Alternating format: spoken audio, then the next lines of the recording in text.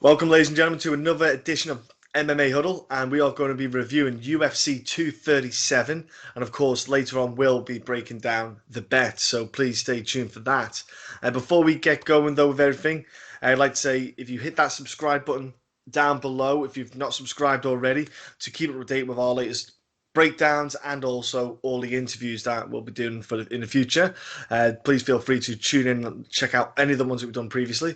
And if you want to comment on any of your picks that maybe disagree with us, you thought maybe I think so and so is going to win, or even put down your bets.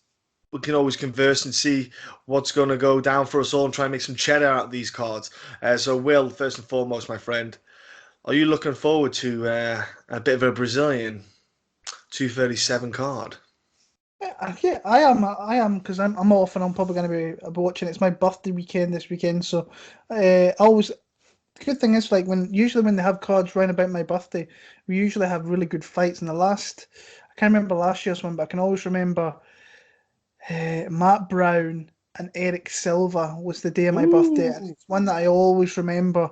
Is that so? I'm hoping we can get something of that standard in this card here, and something that's going to be a bit memorable, and I can maybe remember it next year. Probably not though, because I'm kind of forgetting more than I am can remembering stuff these days. So, yeah, Eric Silva's taking on Paul Daly, isn't he, in Bellator next? yeah. So I hear, so I Yeah, hear. so that'll I be know interesting. that Eric Silva's brother's been signed to the UFC as well, and he's Oh, supposed to be really good. Yeah, he's supposedly really, really good, and I think he's got a debut. In fact, it's not been announced yet, but I think he's gonna get something announced very, very soon. oh, very nice. Okay, we'll have to keep tabs on that lad then. Uh, so let's kick off the UFC 237 card. Let's just dig into it, folks. We're going to start down the women's bantamweight division. Okay. Talita Bernardo against Melissa Gatto, who's making her debut, Will. Uh, so do you want to take away this one for us, my friend? Because I think Gatto's coming in short notice as well, I say short notice, but Yeah, I don't think she's that good. This is supposed to be Jessica Rose Clark, I think. Jessica Rose Clark that was in this yes. spot here. She That would have break been her a leg? Did she is yeah. it I a think leg she or was something? It's a keeping to cast, is left. it? Yeah, yeah, yeah. Watching this Gatto, Jesus. I think she's like 6-2, but she is so easy to take down. It's unbelievable. Like she's so super easy to take down. But what I'll give her credit for is she's very, very active off her back and seeks submissions. But she's got someone here in Bernardo who's very strong. It's a grappler by trade. She's a black belt as well, and she's got a heavy top game pressure. She's going to take down this girl and she's going to submit her, I think. And like Bernardo, I don't really overly rate her, but I think this is an easier fight. She should make this look easy. Just from the three fights I've seen, from the ones that I've managed to find of Gatto, Mm. it's taken down with trips, super easy. She usually has got her back against the on the mat, but she'll find a submission. But that is against lower caliber opposition. Not saying Bernardo's that much better. She's got more experience. I think she's stronger. I think she's just got a better top game, and I think she's going to submit her. So I'm going to go to Talita Bernardo submission. First two rounds. Yeah, Gatto, like you say, she's got a couple of submission wins off her back, but the girls on top that she was against weren't they were exposing themselves to those grappling aspects. I believe in one of the matches the girl literally had the pass set up. She escaped the potential armbar or triangle attempt, had the pass, almost completed it, and then somehow get went back into the triangle. It was bewildering to watch, really. But I'm with you. I think Bernardo, she throws heavy on the feet, not good accuracy. Don't get me wrong. She throws heavy on the feet because of the confidence to go on the ground. She doesn't fear going to the mat. But for me, I think Bernardo's just going to swing heavy to close Gatto to the cage and get the takedown against Aldana. She didn't do too bad later on in the fight with the takedowns.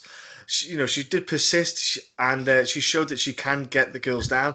And I just think Gatto's going to probably get a back take, and I think Gatto might get her to the ground. And as Gatto's getting up, maybe I think you'll see Bernardo get her back and choke her to sleep. But I don't see it going well for Gatto. And even if she sticks around the UFC, that bantamweight division is not fun. It's not a fun playground for her. So she's going to have a steep learning curve. So I'm going to go Bernardo as well, bro. Probably an early finish for her. Next up, we've got some fun fight here in the welterweight division. Wally Alves, Sergio Moraes, or Moraes, however you wish to pronounce it. But it's an interesting one because I feel like Sergio obviously is definitely on the latter part of that career. While he's kind of he's hitting a bit of a dip up and a down at the moment in his career. But let's talk about the technical aspect. I think that Moises has a nice wide stance. He has a nice wide stance with his feet, you know. So I do feel like that front leg kick is there. People just don't take advantage of it, and that's something I'm really perplexed about. Why guys haven't really taken notice of it, because it's there to be hit. Very nice low calf kick to slow off, to cut off Sergio. But Sergio's, he's good at takedowns, and this is where Alves has got to be careful, because Alves is going to swing and come forward, and I think Sergio's got a good takedown, get on top and try to grapple. And if you keep the pressure on Alves, we've seen though, while he can gas, get to see, not even the second round. If you just keep a good pressure on him, he'll start to slow down immensely. This is where I think brains over brawns will come over. And I think you'll see Sergio get a decision win. I think he'll just technically outpoint him, outscore it. And I think obviously come the second and third round, you'll see a very tired Alves, and he'll just be more clinch work on the cage, trying to stop the takedowns. But I do think we'll see Sergio walk away with a decision win. He just has to be careful. He does get knocked down a couple of times in fights recently. He's been knocked on his backside. He does recover enough, but just evade Alves for the first, and I think should be okay going for the second and third round decision win. Will, how do you see this one going down, bro? Yeah, like I said to you earlier on, I was very, very close to kind of pulling the trigger on this as a bet this morning before getting called away. Um, Moraes only fought like a couple of months ago, and he didn't really take over that much damage against Rocco Martin. What I liked about that fight is he timed takedowns really well, and he got them against a really kind of good wrestler, and that kind of gives me hope that he might be able to do that here. I'd be super surprised if Wally Alves came out here and submitted someone like Sergio Moraes. I think he's got the kind of skills to do it. I just don't think he will do it. It need to be very early on in the fight, because I don't think Moraes will get caught out later on in that part of the fight. So if you're looking at it like that, he is more than likely going to have to try and finish this fight in defeat as Wally Alves, and I think he's got firepower to do that, but I think he has to do it early. And Moraes is just awkward to kind of strike against. He's got some power himself, a little bit unpredictable, and you're going to be kind of looking out for takedowns, because he has got he gets like a couple of takedowns every fight. So, and he's pretty he's good at defending them as well. So it's hard to take down this guy, and he gets good takedowns himself. And once he gets it to the ground, he's usually very dominant down there. Rocco Martin's got like some good counter wrestling as well, which I noticed when I'm watching that fight back. But I think Sergio Moraes will get him to the ground at some point. I think he has the opportunity to submit him later on in these rounds if Alves starts to fade a little bit, which he's kind of known for. Plus, he's coming back off a stoppage loss as well, so that's a big thing to try and go over. I think it might have been one of his I think, was it not knees to like James Krause that stopped him, I think, as well? It was a knee that rocked him, and then James just kind of just a relentless kind of barrage and just got him against the cage. He was standing, wasn't he, the whole time? I think it was like a standing stoppage. Yeah. He just wasn't reacting, he was just out on his feet. But, yeah, he is fighting at home as well. So and I don't think he's ever lost in Rio as well. So that's a big thing probably for him, just going to this fight here. Friends, family is probably going to be there. I'm going to pick Sergio Moraes for a submission, probably maybe early into mid third round for me there. Okay, nice. Now we're going to step into the flyweight division. We have Luana Carolina making her debut. She was on Dana White Contender Series, but we have her taking on Priscilla Cachoeira. Will, what are you seeing in this fight, and how are you seeing this fight go down? Because obviously Priscilla's got ridiculous cardio, as we know. She's got a good 3 minutes in her. But what else can you tell us? I mean, what I will tell you straight off the bat is that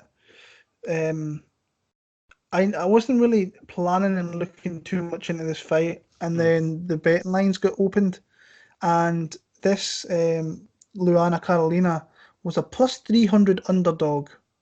What? And I was like, this girl must be shit if she's a plus 300 dog to Priscilla Cachoeira, because Cachoeira showed me nothing to say that she should be favourite over anybody in the UFC, even if some of the newcomers.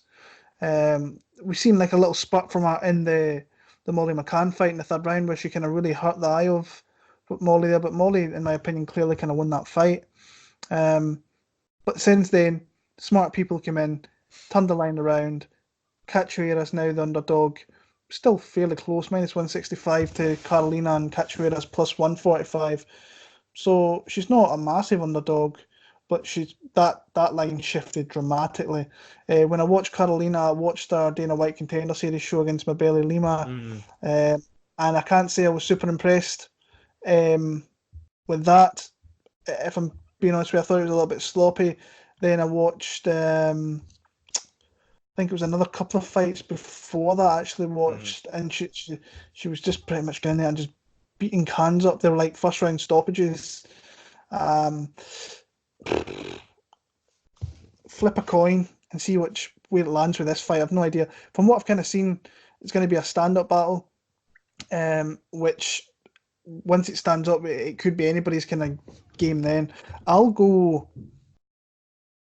Oh my God! I'll go the newcomer to win, but Jesus Christ, I don't know. Honestly, can Cachoeira win a fight in the UFC? Maybe, but I'll go with the newcomer on this one here. Yeah, well, it's hard because Luana, she showed, especially in fights outside the UFC, when girls come at her and attack, she has a really bad defense for blocking the strikes where she doesn't put the hands to the face. She kind of puts them above, in front to kind of have it, and there's space there to come round with hooks. And that worried me because I was like, God, if you're Priscilla, you just come with a 1-2, then the left hook, you're going to get that all day long.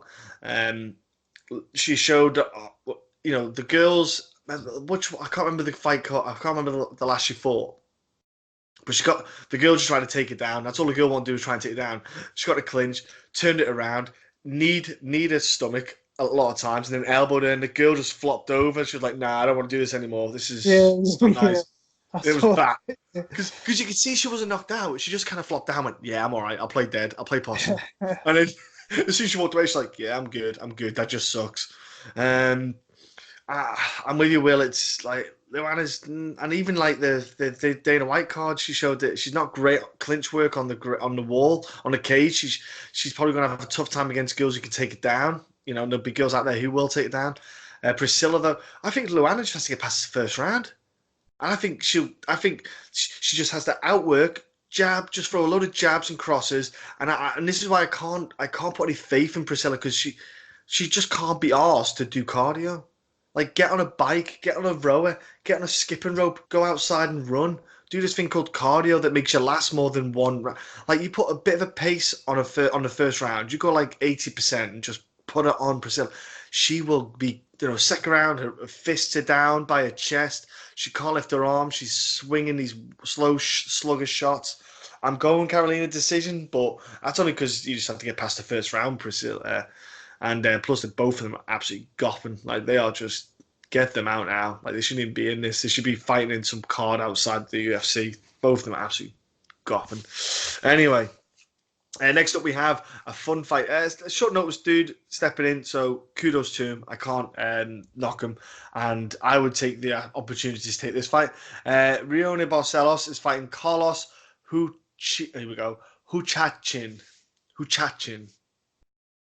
Huachin? We'll say Huachin. Huachin. Watching. Huachin. You gotta roll it, don't you? Like Huachin, Carlos Huachin. I feel bad for Huachin coming in against Barcelos, because I think he's gonna get absolutely smashed. If I'm honest with you, if I'm looking at this fight, watching Carlos, he hasn't fought the highest caliber, and the dude literally plants his feet down heavy.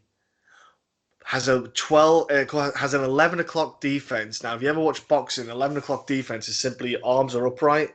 So like a number like 11 o'clock. So he comes forward and he just swings. He plants his feet down heavy and just throws a boxing combination, and that is it. Doesn't block kicks very well. Not very well at all. Swings, misses, and if he lands, obviously he's hitting heavy, so it's going to hurt. But like, there was one fight I was watching, and the guy was going for takedowns all day long. He defended the takedowns. They weren't the best attempts, but he hit the guy and he just couldn't put him away. And I was thinking, you're hitting hard, but you're not hitting hard enough. The guy just kept coming at him for takedowns.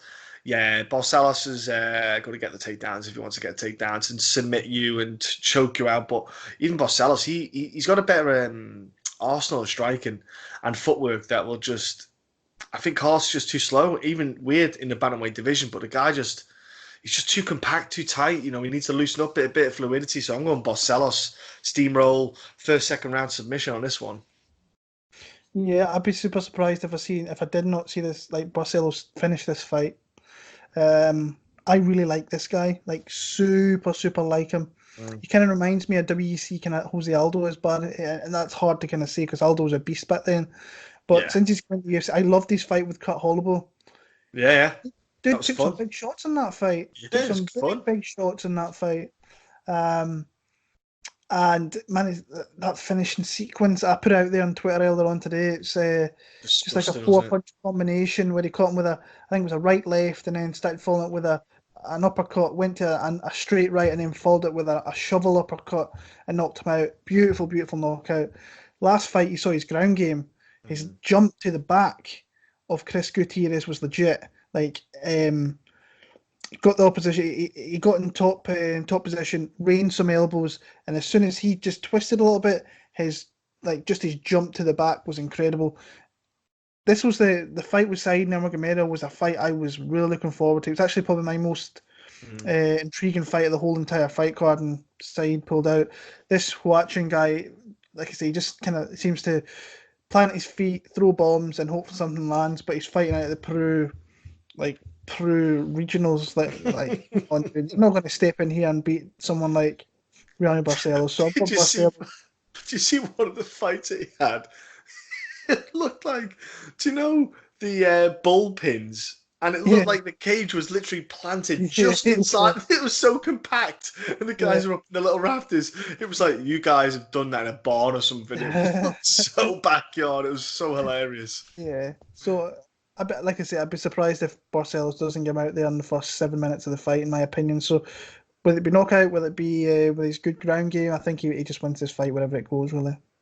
And next up, we have fight of the year really coming up. It's the fight that everyone's been looking forward to in the lightweight division. Up and comers, BJ Penn fighting Clay Guida. Will, what are you looking forward to in this fight? Love both guys. Really do. If you've been around the sport a long time, you know these guys are legit kind of legends. Really. Don't have to say anything about BJ Penn. Clay Guida's one of the biggest fan favourites I think we've had in the sport in the last 10 years. BJ Penn just shouldn't be fighting, full stop. At least Clay Guida's kind of got his faculties round about him where, he's gonna fully go into a training camp and he's going to work his arse off and he's going to be intense and he's going to try and get as good as he can and be ready for a fight. BJ Penn, who knows what's going to happen. He's went to Brazil, I think Nova União for this camp, which is weird, and then they've got this whole drama outside of the sport, which I'm not really going to enter because it's I just don't really want to speak about it. BJ Penn has not won a fight in the UFC in like 8.5 years. He's won 2 fights in 10 years, so he doesn't deserve really to be in the UFC. He shouldn't be fighting. Started all right against Ryan Hall, but Ryan Hall gives you the opportunity to kind of start. But once you got that leg lock, it was done. Clay Guida's pressure should really break BJ Penn. As long as Clay doesn't make any silly, stupid mistakes, he should win this fight pretty comfortably, and he should really get BJ Penn out of there as well. I'm with you as well. I think Clay's just going to go through him. Yeah. I think Clay will hit hard because he's that wrestling kind of speed to shoot down low and come over the top with a nice big overhand right.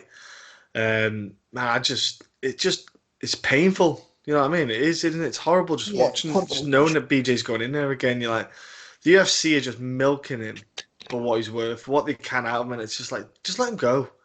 If someone else signs him, let them sign him. Hopefully they'll give him lesser opponents, but not in that lightweight division. It's just shark after shark. There's no bum fights for him. It's really tough. See, the thing that worries me, like, if they let him go is, so say like he goes to Bellator and they've got shows that they're starting to do in Hawaii now. Yeah, they're not going to give him.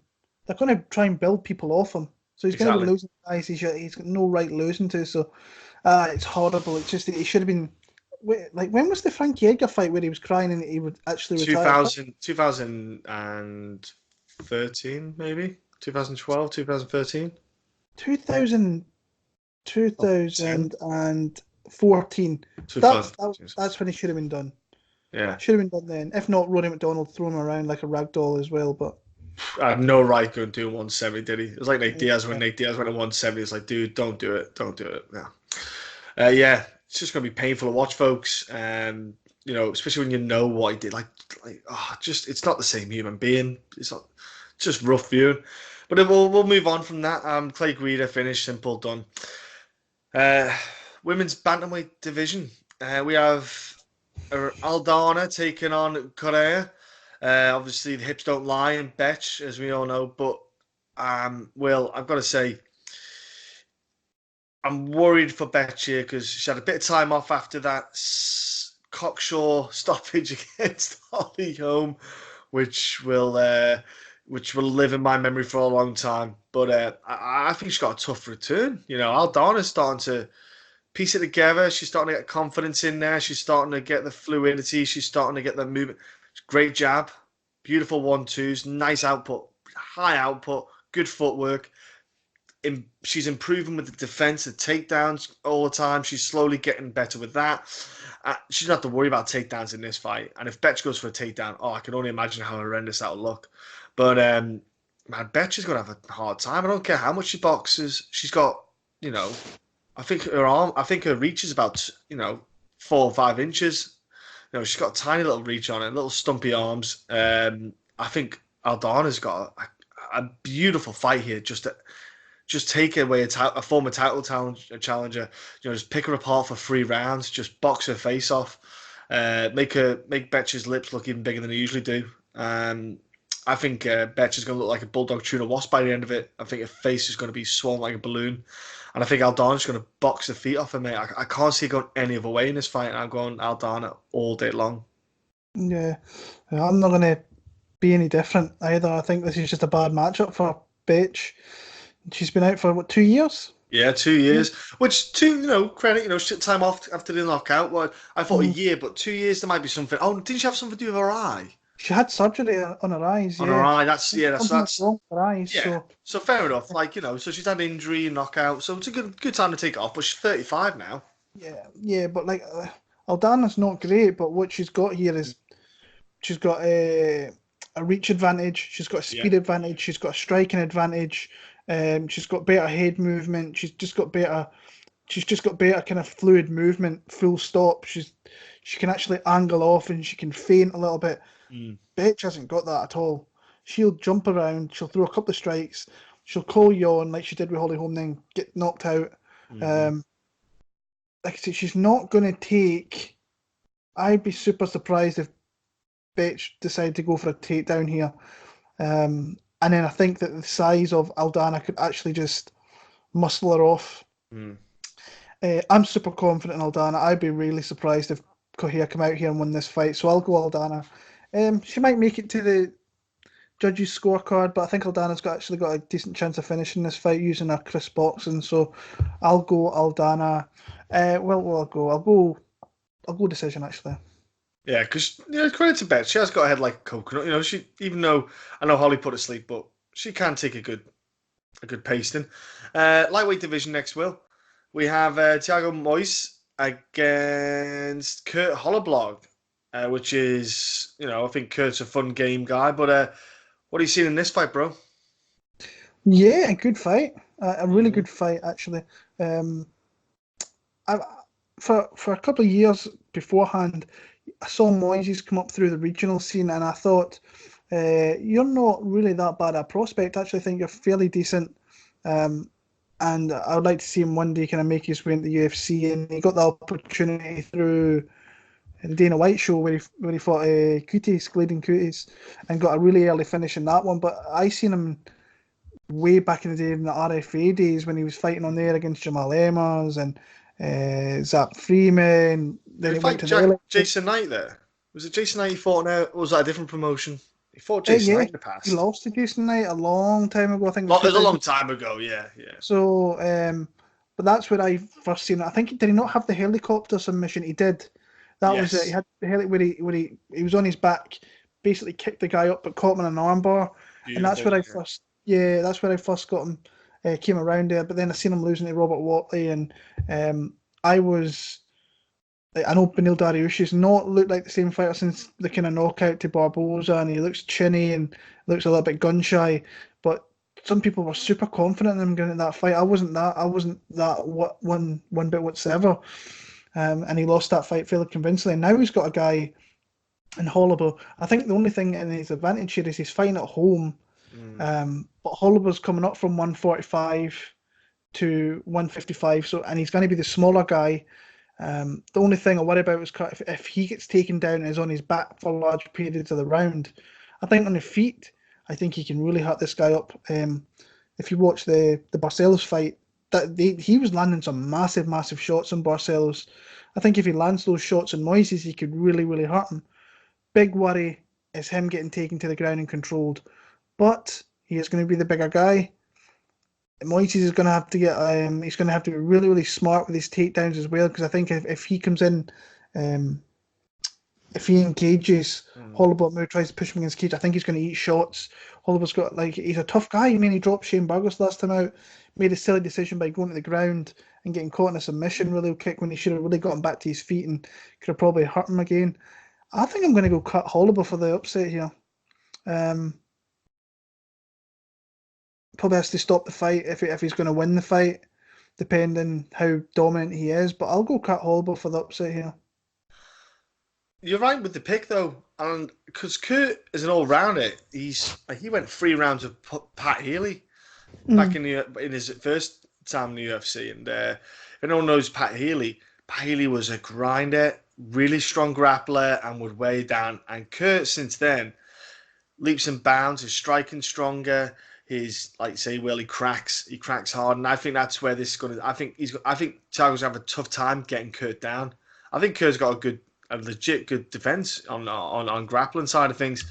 Even though, like say, he interacted with Shane because and rightly so, he did wobble him, put him down on his backside. So he obviously thought that he had the fight finished potentially to go in there and finish off the fight with the ground and pound.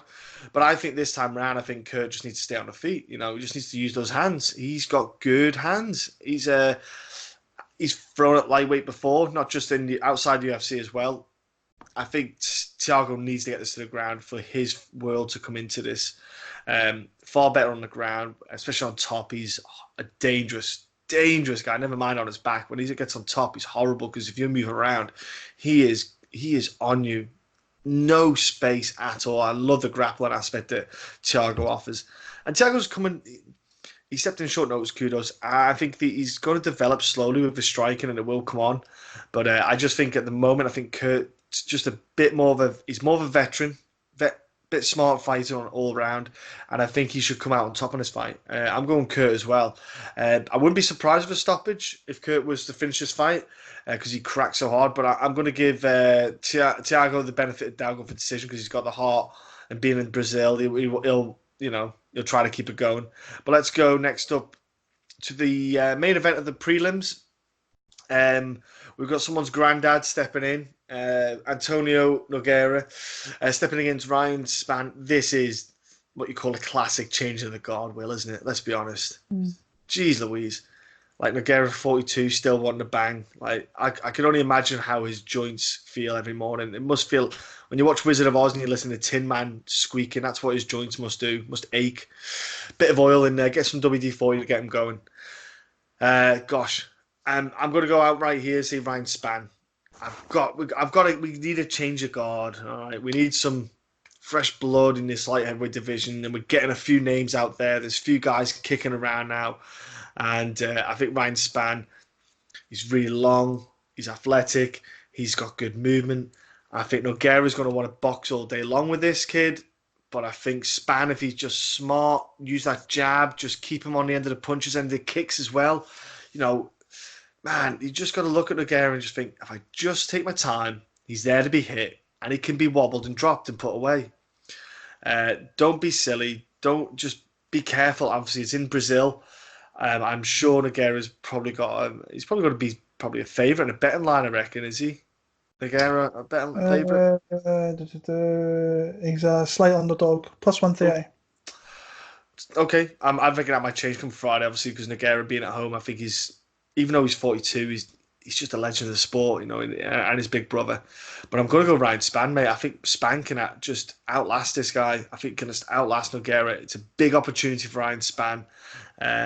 But I'm going, mate, with that kid. I went with him last time, and I was confident, and I thought he's just going to surprise people, and I still think that way now about him. I think Spann can get this. I hate these type of fights. I hate these type of fights to try and break down because I just think you're going in backyard Brazil, so he's already kind of down around, in my opinion, by just being. If he doesn't get him out of there, then he's probably in big trouble. Nogueira's tough, man. Nogueira is really, really tough. And he came through as a massive underdog against Sam Alvey. People were writing him off. I was one of them. I thought Alvey would beat him.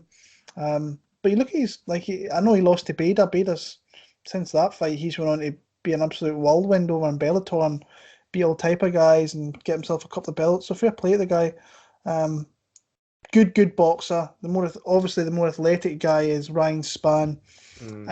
But when I watch him, he doesn't really impress me all that much. Big guy, obviously 6'5", dangerous with his wrestling, has submissions as well. We saw on the Dana White show, he got swordy in like a guillotine 30 seconds in. You need to be super kind of good to get like Nogueira with that, even though his jiu-jitsu is not as good as what his big brother was. But I don't know. I wasn't overly impressed in his performance against Enrique. Was it Luis Enrique? I think it was. Luis Enrique, yeah. To be fair, he's been down in Brazil before. That's going to help him here. But he's coming in here against like pretty much the hometown guy. It's tough, isn't it? I'm going to go with Little Nog. Why not? I'll go Little Nog via like a very, very horrible decision. Loses 30-27, but actually wins like 29-28. So give me Nogueira just for kind of nostalgia. And like I said, I'm not super impressed with what I see from Spann, so I'll go Nog to just take probably a bit of a beating, but probably come out the judges' scorecard. Okay, nice. And next up, we have kicking off the main card, the pay-per-view card of 237, Francisco Trinaldo against Carlos Diego Ferreira. Now, Will, this is a bell little bout, isn't it? Because hard to pick, because Trinaldo's just a nightmare of a guy.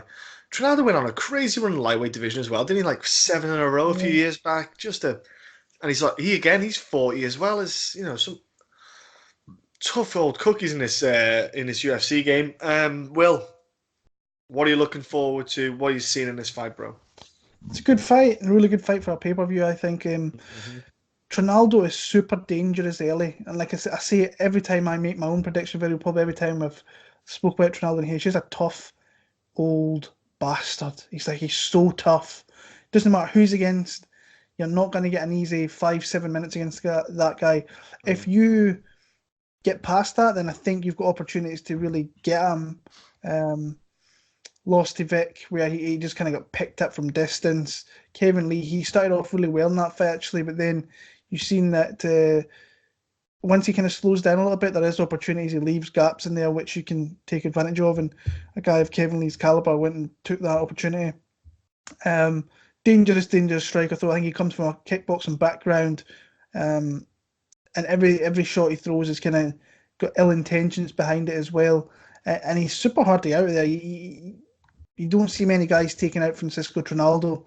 And he, like, even though I'm saying that he kind of fades a little bit, he still comes on really strong. And that James Vick, he was the one that was aggressing, wasn't moving back, was trying to get at James Vick. I know he was probably losing the fight and he knew that, but still throws a fairly decent amount of strikes per minute as well, kind of absorbs quite a lot. But Ferreira's exactly the same. He's got a high output, but he absorbs a lot as well. And yeah, it's interesting. This is an interesting fight to me here. I want to.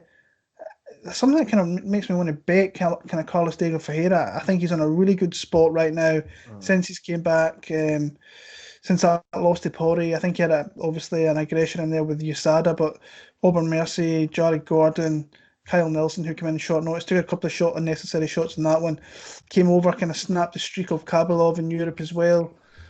Super dangerous in kind of every aspect with his striking and especially his ground game. I see it being close early. I think later on in the fight, I think Carlos Diego comes into it and actually might get a finish in the ground, if not a decision. So he's a Brazilian based out of Texas. I've got a funny feeling this is going to be close, but I think he might get a late stoppage. So I'm going to go Diego Ferreira via stoppage in that one.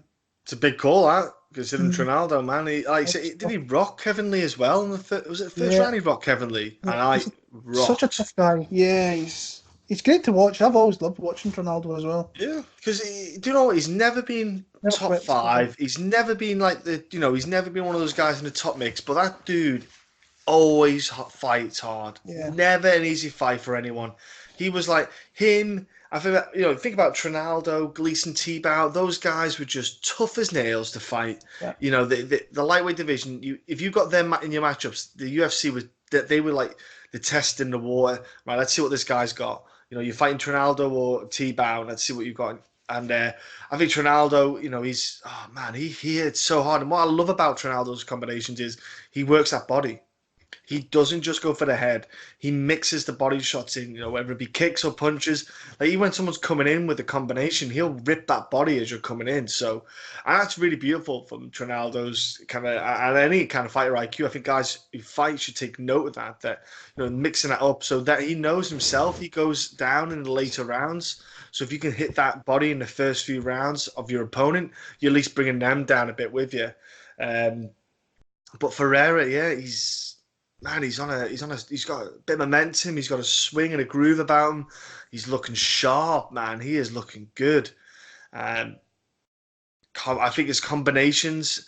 The only worry you got to be, Trinaldo's now being a counter striker, and like you said, Will, he's dangerous at the start. And I think if I'm Ferreira, I'm going to have a high output, but not a high combination output. So I'm just going to throw a lot of jabs, a lot of double jabs, leg kicks. Just those kind of combinations in the first few rounds. Try and have Trinaldo miss. Go in, make the shots, hit the angles, and try and have Trinaldo miss. That's the key in this fight for Ferreira. I'm going to go Ferreira decision. I'm going to give Trinaldo the benefit of the doubt. I think, he's too tough for his own good to go down and be stopped. I think literally the guy is probably be 50 years old and still kicking ass if he wanted to. Because he looks like, look at him, he's 40. I want to look like that at 40.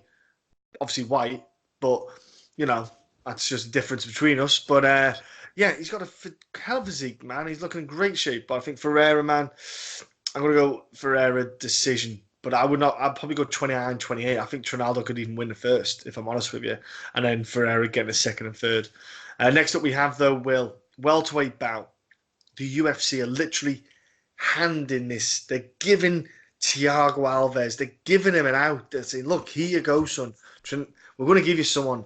Lourenco Staropoli. Staropoli came in and made his debut. Caught me off guard because, to be fair, he's all right. He's not bad. He won his debut against a guy who shouldn't be fighting in the UFC, but it is what it is. But even still, I'm still unconvinced by him. Like Hector Aldana, is that a big win in your career? Yeah, it is, because it's a decision win. He got 3 rounds under his belt. But Thiago Alves is a different animal. Like if you went, I'm going to give you Hector Aldana, and I'm going to give Thiago Alves. Even though Thiago Alves is on the latter end of his career, it's tailing off big time. I'd still pick Alves all day long. I just think way more experience, way better striking, far more vicious kind of tendencies. I'm going Alves here. I think you can't lose this, Alves. You can't. You can't. If you do, mate, just please hang it up, because you get out the UFC. Do me a favor, stop fighting. You can't lose this. I'll be infuriated if he does. I'm going Alves. I think he should finish this kid off. I think he should absolutely get a starch win. Obviously, there's no career back on track for Alves. He's not going to be going anywhere near the welterweight title ever again. He's just getting the paychecks. But I can't see Alves losing this. If he does, just do me a favour and stop. But I'm going Alves. I think he's just a better striker, crisper, more clinical, way better options. Obviously, train ATT. He's got an absolute ridiculous amount of talent around there with him. But yeah, I'm going Thiago Alves, mate. I just can't see any way around it. Yeah, I'm going to go Thiago Alves as well. I picked Hector Aldana, and I was that confident I laid money down on Aldana. So if I'm going to lay money down on Hector Aldana, then I'm definitely going to lay money down on Thiago Alves, who, like, let's not beat around the bush. He's old. He's definitely on the downside. I thought he was really lucky to get that decision win against Max Griffin. I thought Max Griffin beat him up. Yeah. Hometown decision. To be fair to him, I actually think he maybe could have beat Konchenko in Russia, the fight before that. So kind of evens itself out a little bit. Staropoli, like I say, super green still. This is a massive jump going from Hector Aldana to Thiago Alves. And I know it's not the same Thiago Alves, but like Thiago must be kind of licking his lips at this matchup. This Staropoli guy is like, he's going to have the size advantage. He kind of leans in with his shots, and he is open. I think he's got a wide stance as well. He's going to be open to leg kicks, which is obviously been one of Thiago Alves' biggest weapons he's had in the UFC.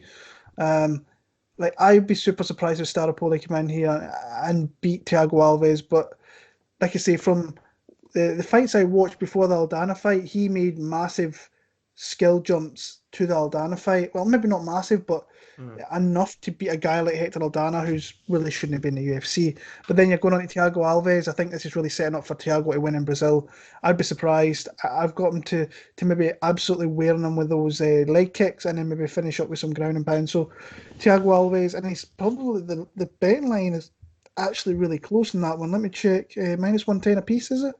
Yeah, minus 110 a piece. So there might be a chance he might hit as an underdog, which would be crazy to me. Come that Friday, yeah. Yeah, so interesting. I'm taking Thiago Alves. Nice. Next up, so we've got 3 crazy fights coming up now. Next up, we have legend Jose Aldo taking on Alexander Volkanovski. Alexander's kind of shot up, tearing his way through the featherweight division. And he gets himself a ridiculous test. Will, what a fight. What are you seeing, bro? Yeah, really, really good fight. I'm struggling to kind of get my head around this matchup, if I'm being honest with you, because it screams out to me that it should be a Jose Aldo fight at home in Rio. There's aspects outside of the cage. He was... From what I hear, he was pretty much convinced to kind of stay in this fight. He really wanted to pull out. I think he had a bad infection in the knee. There is, now you take this with a pinch of salt, there's articles that come out saying he was only training once a day, or once a week, sorry, I should say. If that's the case, it's hard to think that would be the case, if we're being honest. But if it is even as bad as that, that guy's not going to make weight. No way is that guy going to make weight. Now, when you go and you step into the cage thing here, Aldo's an absolute warrior. He's an absolute beast. He's a legend. He's one of the best lightweight fighters we've ever seen. But he can't contend with the top guys in there. And when I'm saying that, it's really Max Holloway, who's an absolute monster, and Conor McGregor, who obviously... Outside of that, he's beaten Frankie comprehensively after that loss to Conor, lost to Max twice, came back. I didn't think he looked great early on against Jeremy Stevens, but you've seen the guy's as dangerous as ever with anything at any point. If you drop your guard with him, it takes one shot and you're done. Renato Moicano, one shot, done. Volkanovski's tough. He pushes a pace. He's like an upgraded Chad Mendes, in my opinion. And I know that was the last fight that they made. I thought he started off a little slow. Once he caught his wind, he absolutely ran through Chad Mendes towards the end of that fight. He really did. Totally wore out Darren Elkins before that. and anybody that he's faced in the UFC, he's just completely and utterly dominated. Once he finds his feet and he gets going, he has to be super, super careful here with Aldo, obviously. He can push a pace on Aldo that he can break Aldo, in my opinion. If this was 5 rounds, I would be throwing money at this willy-nilly, easy, on Alexander Volkanovski, because I think over 5 rounds he would just break Jose Aldo. 3 rounds, that's tougher. If these rounds are close, you have to think that Aldo will get the nod. This one, I was initially on Aldo. Oh, I'm gonna go with Volkanovski to be part of this fight, and come into Rio and beat him. Could you imagine that? Aldo losing again in Brazil. It doesn't kind of seem right after the whole Aldo thing, the Holloway thing, I should say, when he lost that fight. Remember the crowd silence when he went. Yeah. That was eerie, wasn't it? That was horrible. Yeah. But like, he's probably the biggest name outside of Anderson. Yeah. For MMA, yeah, and especially in Rio. I feel really bad picking against him in Rio. I think I'm going to be made to look a fool, but with all the circumstances, the fighting style of Volkanovski, he knows he wins this fight. He's right in line. He's probably next in line for that title shot against Max Holloway. So, yeah, oh wow, I feel kind of messed up actually picking against Aldo here.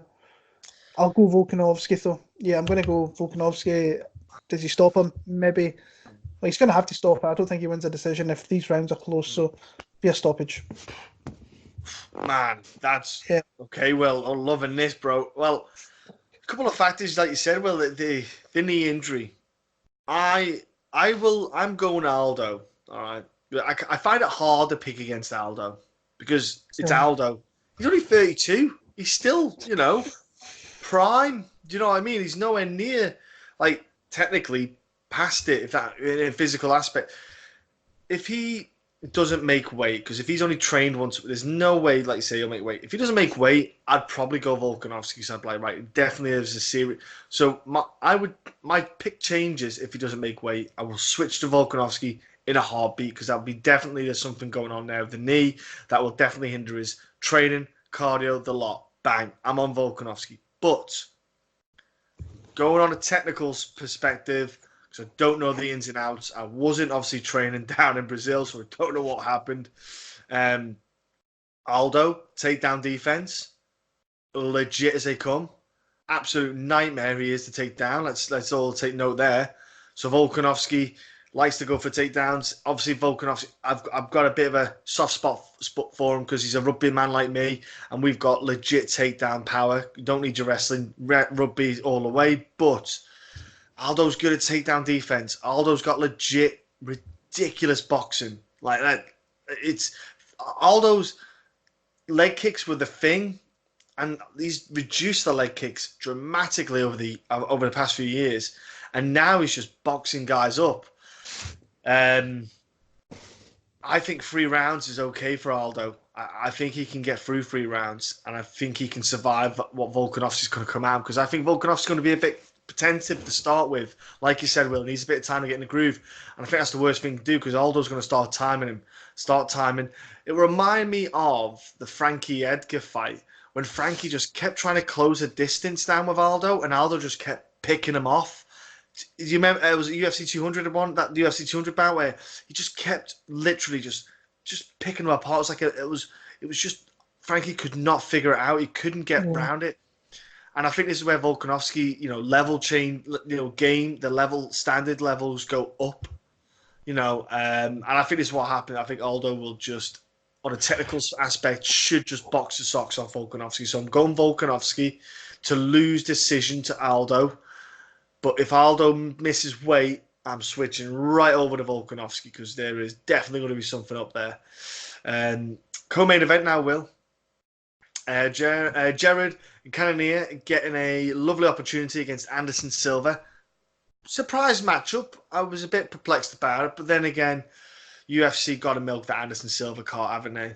They've got it. It's like BJ Penn as well. They're just putting them all on.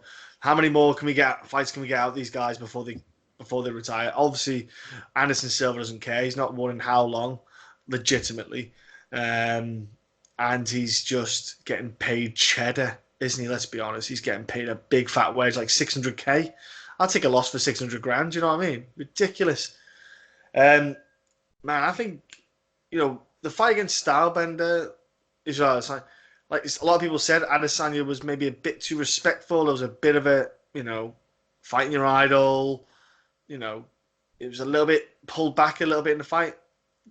Jared ain't going to give two craps about doing that.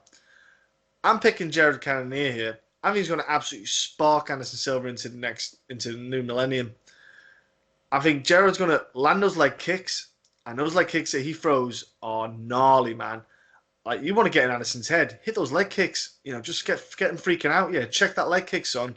Get in Anderson's head, get those leg kicks going, and you just got to land on Anderson, man. I've got no confidence in Anderson's chin. I think Jared just needs to get a big, heavy hand onto Anderson Silva here. 3 rounds. Anderson's going to have to move around. He has to be avoiding the punches. I just don't think he can avoid it. I know Jared's not the fastest striker. He's not got the quickest hands. But I think Jared could still land one punch, man. And I think that's all it'll take to wobble Anderson Silva. I just don't know what Anderson's offering apart from the money, the payday. I'm going Jared here, mate. I'm going Jared via stoppage of Anderson Silva. I'm going against I'm going against an idol. You went against an idol. I know. I want to. This fight just screams out to me, and you've seen it in Anderson's previous fights, especially with Izzy. Izzy didn't really. He was it was that whole, he's my hero, he's right in front of me, da da da da. But then you look at the Derek Brunson fight, and he didn't engage himself in that fight. If he did anything more in that fight, he would have definitely won that fight. I actually still think he maybe actually did kind of win that fight, but still.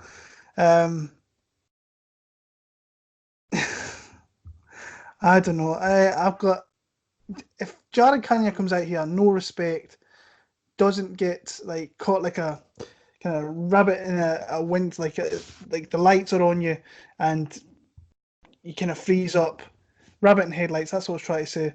If he's not like that and he comes out and he's just like, I don't give two shits who you are, where I'm fighting, and everybody in here is against me and they're here for you, then he should beat Anderson Silva and he should really knock him out. He looked fantastic in his last fight, by the way, Jared Cannonier. I looked at a new man against Dave Branch. Literally a new man. If you go back and look what crazy, wasn't it? If you go back and look like what Jared Cannonier looked like when he entered the UFC as a heavyweight to where he is now, the guy's looks supremely in shape, looks great, looks strong, looks very fluid with his striking. I think Anderson Silva's going to win this fight due to a lot of kind of inactivity. I think he might be another one of these people that might be a rabbit in the headlights, and it's in Brazil, and he might fall for the flim-flam a little bit, and these rounds should be closer than they really need to be. And this it smells an Anderson Silva decision to me. Absolutely smell. It was the same with Derek Brunson. I felt this exact same way against when these two fought. I actually bet Anderson Silva in that fight, which is really bad betting anything Anderson Silva from 2012 onwards. But I've just got this funny feeling he's going to get a decision, whether he deserves it or not. And I think that Cannonier really, he can win this fight. I just don't think he's going to engage himself into doing as much as what he can, and he's going to fall into the trap of losing the decision in Brazil. So I'm picking Anderson Silva. Okay, cool. We both went against two legends. Let's go next up to the main event. Strawweight title on the line. Super fascinating bout. Rose Namajunas is back against Jessica Andrade. Man, super intriguing fight, this one. Second stab at a title shot for Jessica. How do you see this going? Yeah, really good fight. Really kind of caught my interest, this one. And I tried to look into it a while back when the betting odds got announced because Rose was a massive underdog. And I just couldn't get my head around. Yeah, I can't remember what she opened at. Let me see this. What she opened as an underdog. Oh, so she didn't really open that bad, actually. First of me. Oh, and it actually did. So let me have a look there. So it was minus plus 165 that she opened, and Wow. she's been bet. She's now plus 100, which I think is where it should be. Maybe I'll Mm. kind of the lines reversed a little Yeah. bit. But when like really look at the skill sets here, it's a really intriguing fight because you know what Andrade is all about.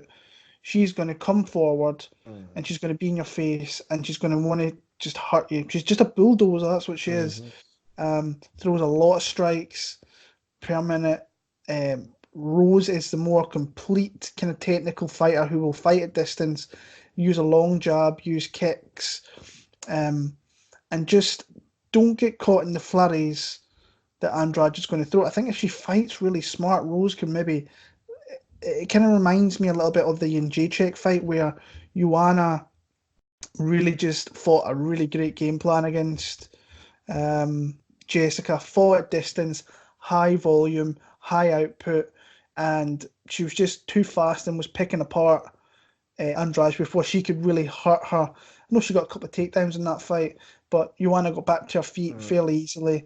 Um, and Rose is not going to be as easy to take down as what Joanna is, in my opinion. Plus, if you take her to the ground, Rose has got submissions, so she's very dangerous down there. And we have seen Jessica submitted in the past. Marion Renault Mm. caught her a long time, but that was like Yeah, yeah. 2014, 15. But she caught her with a rear naked, caught her with a triangle choke actually. Um, and Rose is super flexible. She's super dangerous down there. We've seen her with some crazy submissions way back in the day, but she's kind of turned into more this point fighting person with striking, mixing in big strikes, which is point like a lot of output as well. Um, but little Jessica's an absolute beast. That Mm. knockout of Paulina Kovacevic is crazy. Oh, wow. But Yeah. then the way she fucked up Claudia Gadelia was serious. She beat the tar out of that girl. Like really put a beating on her. And she's not Um, been the same since, Claudia, really. yeah. See, the thing is with as well with Rose, and this is interesting because she's like not fought in a year. I think Mm. she's going to make big jumps in that year, and I know she's always. I've said this before myself that mentally she's maybe not all there. Maybe that's maybe changed, and we're going to see a different kind of Rose here. She got outstruck in the last fight against Joanna. In fact, I think yeah, she definitely got outstruck in that last fight. But the shots that she threw were definitely more substantial than the Mm. volume, the part of strikes of Jędrzejczyk, and the judges seen that, and fair enough to them. I bet you on in that one. In fact, I bet in both fights and lost money in both because I'll put my hand up. I never, ever, ever, ever thought Rose Namajunas would be a UFC champion. Didn't see it. Proved me wrong. Fair play to the lassie. Really young girl as well. She's coming into a prime in that division. Really intriguing fight because I think she has to have a similar game plan to Joanna, but I think she's more dangerous in her striking than what Joanna is. I Mm. think she's more volume. I think she's got and Rose has got more substance, and I just don't think she's going to be as easy to beat. But I've seen some folks say that Rose is kind of lamb to the slaughter going down to Brazil. Well, here's something for you. She was offered this fight 237 or 238. So obviously 237 is in Rio, 238 is in Chicago. She's from Milwaukee, Wisconsin, which is literally next door to Chicago, Illinois, not that far. Um, but she said she wanted to go to Brazil and face Jessica. Big balls, big brass balls going down there and doing that because she knows everybody's going to be against her. And this could be Jessica's last chance. She's going to be coming straight forward. I'm interested to see where Rose is with her career right now.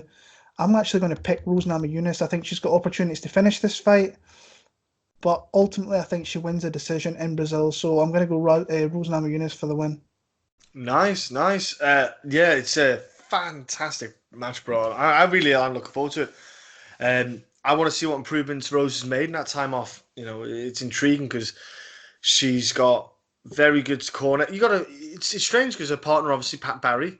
You think about how he fought and how his fighting style is. She's like the polar opposite. He was just wild, bite that gum shield, go forward, and just fought with this guts and heart, and she's just like a executioner. You know, she's developed so much from Invicta to now. It's obscene. It's like a whole new human being. And I think one of the trademark moments was, like you say, when she shaved her hair off. You know, she said, you know, it just gets in the way. I need to focus on my training. You're like, she don't give a shit about stuff. You know, she owns it. You know, if you think about, well, I'm surprised other girls didn't go, that's a good idea. That I might get rid of mine. It's only for about, you know, I can grow it back. It's only hair. But I'm thinking Rose has just got to be careful in the fight. Angles is going to be the key. You know, angles are all day long because Jessica's going to come charging with this beautiful heavy hands and combinations that she does.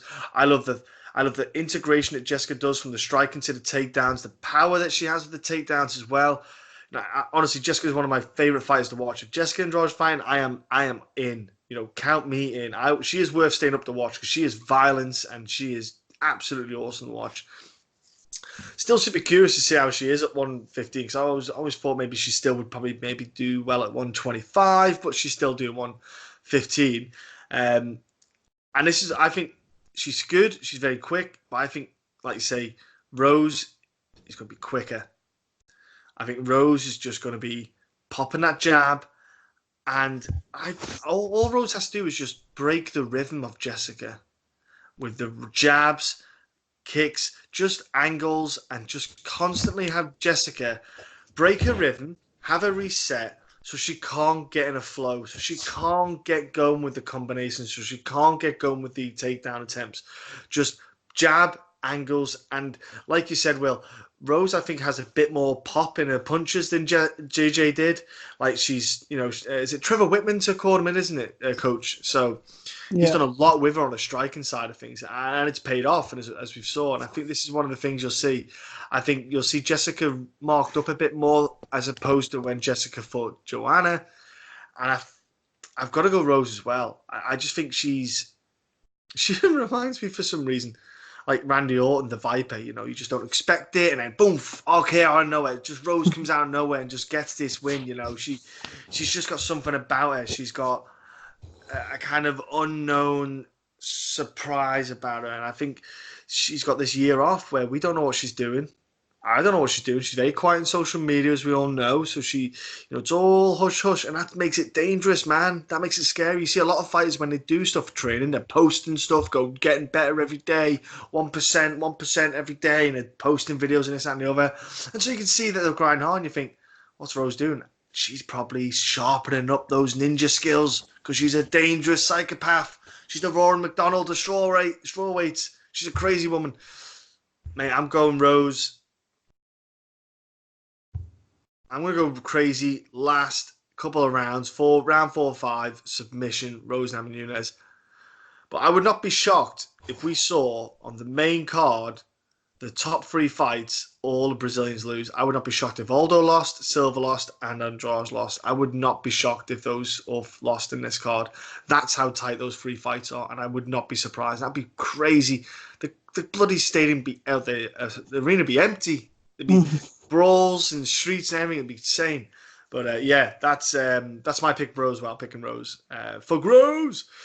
But well, that's the picks and breakdowns, bro. But what about the bets? What are you seeing on the betting line?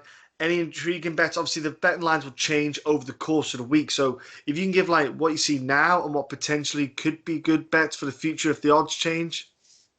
I have one bet so far, and it's parlay between Irene Aldana and Talita Bernardo. Okay. So I've got that. I think the line. What did I get? Actually, let me bring that up a little quick second. I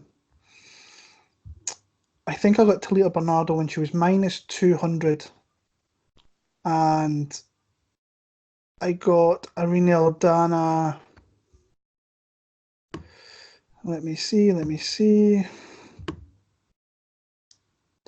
Yeah, so I got Irene Aldana at minus 225, Bernardo at minus 200 for a plus 117, which I think is all right considering the odds now. Irene Aldana is minus 265 and Bernardo is minus 400. Ooh. So people have clearly seen the Gatto videos. Yeah, so that's what I'm saying. I wanted to go on that early because I knew that once people started watching, that line was going to go. And it's the same with Barcelos. Barcelos was like minus 320. He's now minus 450. So once people start getting into it, that's why you have to kind of snipe a few lines sometimes. Yeah. And then there's other times you have to wait later in the week to get better odds. And like I say, there's money to be made if you can find the right matchups for it. So, like I've picked a few underdogs tonight. Actually, just looking at it, I've picked Nogueira, even though I'm not super confident in that. Anderson Silva, not super confident in that, but I think he gets it done. Volkanovski is an underdog. So I'm picking a fair amount of underdogs. Holobaugh's an underdog, so I'm picking a fair old amount. Moises is an underdog, so I've picked like 6 out of the 13 fights as underdogs, probably. What's Crazy. BJ Penn and Guida? Guida is minus 550. BJ's Ah, plus it's 225. I'm money And on BJ Penn then. people are people are all over Clay Guida and parlays. Yeah. Um, I won't be one of those guys. The lines that kind of intrigue me, I'm rolling, like I said, I've only got the one bet, but the lines that really intrigue me, Mm. and the great thing is that I'm off this week, so I'll be watching these lines and I'll be kind of evaluating and seeing where I go. This is, I love it. Maybe that's why I did so well last week, because the fact I had more time in my hand to kind of Mm. really get into it. But um, yeah, Thiago Alves, he might become an underdog, which would surprise me. But there's an opportunity. He's minus 110 in some books in America. He's Ooh, minus 105 though, so he's not far off being an it's not underdog. far off, yeah. Yeah, if I can get a plus number in his name over here in the UK, I think I would need to jump on that. But there's loads of opportunities. Like the Mm. lines are fairly close. Carlos Diego Ferreira, I don't think it's a bad bet. Trinaldo's plus 140 dog, so that's not a bad bet if you're picking Trinaldo. Lots of good value bets. So If with Alves being plus at the moment, sorry, minus at the moment, minus, would he be a parlay potential for someone as well? I would just bet him straight. Just bet him straight, yeah. Yeah, I would bet him straight. I don't see there will be people out there that will put him with like a Clay Guida, Mm, Clay Guida, Thiago Alves. I think the most parlays I've kind of seen in the last couple of days is Irene Aldana and Clay Guida for like okay. minus 150. Where I thought when I seen Gatto, I thought Mm, you're not great. I think you can be taken down. I think you can be controlled. Minus 200 on Bernardo. I like that. And mm. plus I got plus money. And that's something I always aim for with my parlays is to try and get plus money and double my Yeah, money pretty much. yeah, But there's lots of value on this card if you can find the right spots. But it's in Brazil. It's tough. It's never What's ever easy down what's there. Luana? What's Luana Carolina at? Who? Oh, Carly. Luana. Yeah, she's minus 165 favourite. But I wouldn't touch that fight with a 50-foot dodgeball. Just this, no, I wouldn't. If you give me, if a guy comes up and says, "I'm going to give you $100 to throw in this matchup with you," I'm like, just keep it, mate. I'm not touching it. I'm not touching it at all. Um, yeah, it's not a fight I would target. But like I say, there is a lot of value in this card that I think if you find the right spots, go for it. So, like Will just said, a lot of value. If you get any bets you've put on or anything you see, put the comments down below. Let us see what you've done. And obviously, Will and I will come back and let you know what we've got or thoughts. And, good luck to you all as well. Remember, bet responsibly. Hmm. Bet within your means. That's always the key. Whether it be 50p or £50. All right. Remember, it's only a bit of fun. Don't take it too serious. But that's our podcast for this week done. This card is out of the way. Next week we have Kevin Lee going up to 170. Will, Yeah. well, it's a weird one because he's just fighting another dude who's basically went to 170 as well. So it's like two 155s who just can't bother making weight. That's what I see this fight as. But I've been It's a good fight card. it is. It's a good Yeah, fight card. it's Yeah, I good was going to say fights. Charles Oliveira, Nick Lenz. For a third We've not time. seen that. We've not seen that happen before. Yeah, exactly. Yeah. So it's a good thing we've seen that again. So Uh, it's but interesting fights in there. Antonio Carlos Jr. against Ian Heinick. Yeah. That's going to be interesting because let's see how Ian handles Antonio, who's a beast. Aspen Lad against Eubanks. Now, Eubanks go up to 135. I think she's going to have a rough ride now. This girl, a lot of talk, big mouth. Yeah. She's not done much. She's not done much. All talk so far. Who else we got on that card that we're going to like on this fight? Danny Roberts, of course, fighting on that card. Desmond Green as well as on that card. And yeah, Julio Arce, Julian Rose. So Oh, Danny yeah, Roberts is facing Michelle Pereira. yeah. Oh, if you guys don't know who this Michelle Pereira is, go and watch him. This is the guy that does the somersaults off the I cage. was going to say that the cage, the long Yeah, hair, he isn't does some he? crazy shit. Mm. So that's interesting. Oh wow, I didn't know it Yeah. was him he was against. Pisano against Grant Dawson. That's going to be an interesting one. That's a good Yeah. fight, actually. I like that one. Neil Magny, Vincent Luque. And obviously, like we said, the main event is Dos Anjos and Kevin Lee. So we'll obviously be back next week to review that. And in the meantime, like you said, comment down below, subscribe. Thanks for all the love, folks, and we'll all be back next week.